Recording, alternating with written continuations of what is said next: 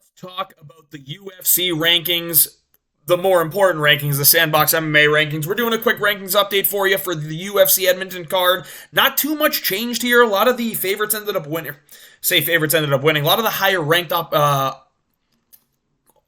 ranked contenders ended up winning. I don't really know how I want to say that, but a lot of the higher ranked people ended up winning. And we're just going to show you where my rankings updates are. Now, things aren't too crazy, but we'll start right away with the flyweight division.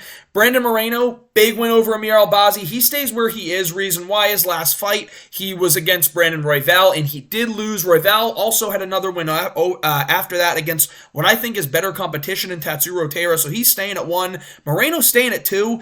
I am going to move Kai Kara-France up above Amir Albazi. Just, again, if Amir Albazi came out here and even made the fight with Moreno close, I would have kept it the way it is, but he got his ass beat. Kai Kara-France, I know he got finished by Brandon Moreno, but he took a round off of Brandon Moreno. He looked a lot better than Amir Albazi did against Brandon Moreno, even though he just took a liver shot and ended up getting hurt. But when we watch Kai Kara-France versus Amir Albazi, if you watch that fight and you actually score it for Amir Albazi, you're dumb and you should not be watching the sport. Amir Albazi lost. It's that fucking simple. Do I have fuck on my shirt? Well, I am not monetized, so it don't matter. But this is, guys, I'll show you. It's fuck around, find out. Boston Celtics style. It is what it is. Looking a little beefy, guys. We're working on it, all right? We're cutting weight. I'm down a couple pounds, but we're gonna get all the way down to like 205 soon and then 185 after that. I promise. Hold my word to it. Keep giving me shit. Call me fat in the fucking comments so I'm motivated. I'll take that all day. But anyway, Kai Kara-France is going to go to 3. Amir Albazi is going to go to 4. Sheerly off performance and I think activity. I think we might see another situation where Amir Albazi is going to be out for a year. He took a fucking beating and he likes to take a lot of time off anyway. Now, I know the most recent time off, he likes to take time off, yes, but he suffered a serious injury. And I think that's also going to hinder his career going forward. It could. So taking that into consideration, no knock to Amir Albazi. I just think Kai Kara-France is better than him and he robbed Kai Kara-France. So I'm going to give the nod to Kai Kara-France here at 3. I just think he's the better competition, the better competitor. That's what I'm looking, competitor. That's the fucking word I'm looking for.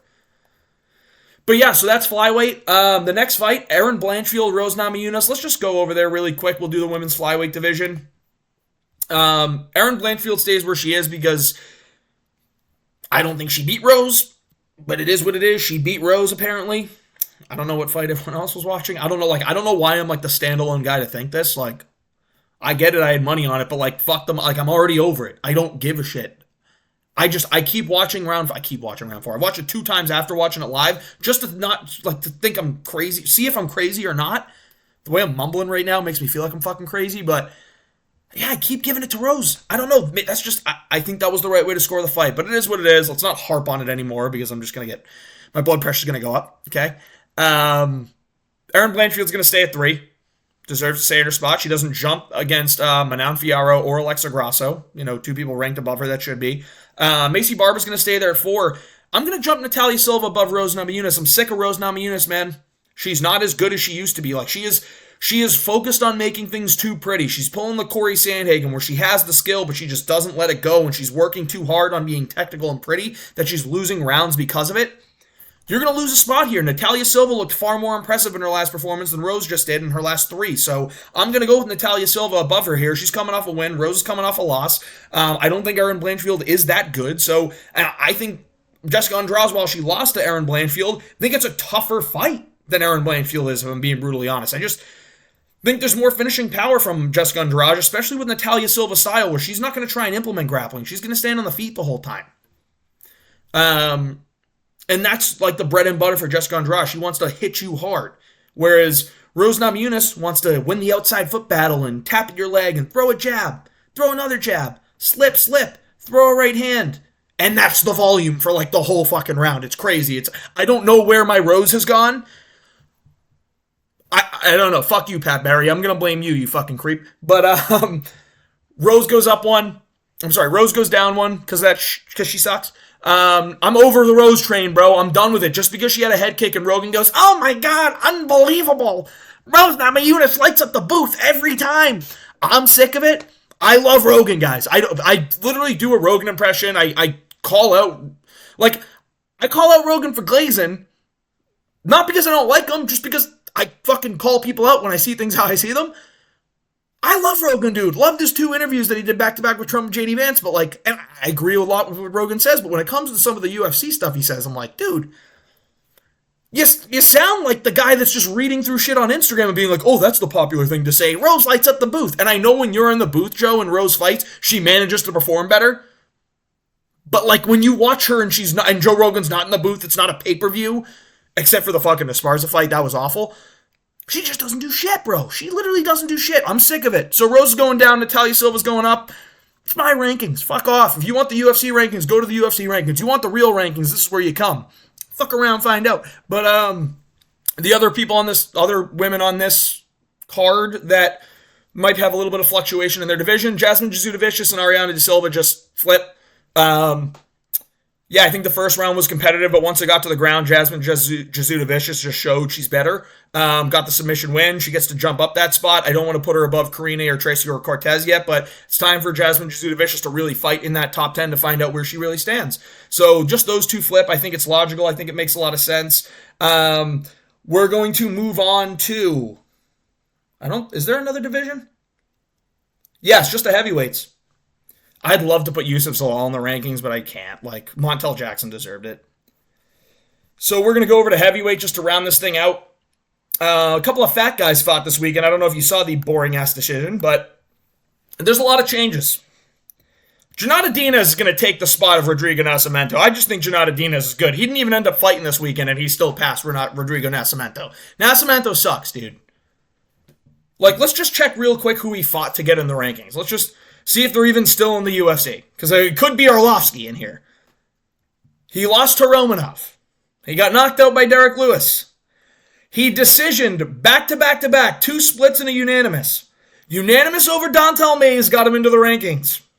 Split over Ilir Latifi. Split over Tanner Boser. No contest against Alan Badeau. Got knocked out by Christakis. And then before that, it's May of 2020 where he got 5 submissions back against shit competition, one of which being Dontel Mays. So I don't know how that got him into the top 15, but yeah, he's out. I think a Carl Williams win for Jonata Diaz is far better than a Dontel Mays win, so he's going to 15. Nascimento, Fatso, you're out of here. Tai Tuivasa is going down a spot to be behind Alexander Romanov. Listen, Romanov's coming off a win. Tai's coming off of like 15 losses in a row. It breaks my fucking heart. But he's got to go down one, and I think this is just better so Tai can fight competition that isn't going to smudge him into the canvas or knock him out cold. Like, I don't want to see that. So Tai's going to come down here one spot. Romanov's going to go up, even though he's fat and terrible at fighting. Tybura's going down. I don't know why Tybura's tied with Rosenstrike on the rankings at number 9, but like I'm just going to put Tybura at 10 and Rosenstrike at 9. I think that's fair. I think Rosenstrike's better. I think he's looked more impressive. I just think he's more skilled, bro. Like, he's going to go out there and have better competition with better fighters. Like, he's not getting subbed by Spivak in round 1. And if he does, then I'll eat my fucking words. But Spivak's going to go down a spot because he was at 7 and Stipe's at 8. I think Stipe's still better than fucking Sergey, even at the age of 42. I do think Stipe might get subbed by Jailton Almeida just based off of sheer physicality and athleticism. But I could be wrong. Stipe's being heavily slept on. He will lose to Jones. Underwhelmingly. But he'll take a round or 2 off him. And you'll be like, holy shit, Stipe still kind of got it. Because Stipe was like, he is the greatest heavyweight of all time. Whether he gets passed by Aspinall or Ngannou at some point, I don't know. Like, if Jones beats Stipe and then he beats Aspinall, then Jones is the GOAT. Like, it is what it is. It's fucking, even with roids, like, fuck him. I don't care. Fucking loser. Stipe's going to go to 7, though. I just think he's still being criminally underrated. To be below Sergey Spivak, kind of crazy, and fighting for a title, kind of crazy. So he goes up to 7. Sergey goes to 8. These are the rankings updates, guys. Nothing too crazy here. I know you don't really give a fuck about those fighters that were on this list, but I got to keep it updated, keep it consistent. And there was ranked competition on this card, so I thought I'd go through it. Those are the rankings video. If you enjoyed it, please like and subscribe. Stay tuned next week. I think Practice might be joining the rankings, and we'll see where. So, again, please like and subscribe if you enjoyed it. Just wanted to give you a quick update for the rankings.